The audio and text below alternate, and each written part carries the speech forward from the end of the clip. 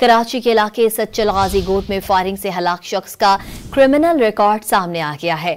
मरने वाले के खिलाफ थाना सच्चल और थाना शाह फैसल में डकैती के मुकदमा दर्ज हैं।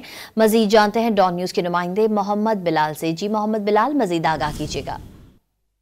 जी बिल्कुल, देखिए गुज़श्ता रात सच्चल गाजी गोट में फायरिंग से एक शख्स की हलाकत का वाक़या पेश आया था। पुलिस की जानिब से ये दावा किया गया है कि हलाक शख्स का क्रिमिनल रिकॉर्ड मौजूद है। हलाक मुबैना मुल्ज़िम की शनाख्त इमरान के नाम से हुई है, जबकि हलाक शख्स के खिलाफ थाना सच्चल और थाना शाह फैसल में डकैती के मुकदमा दर्ज है।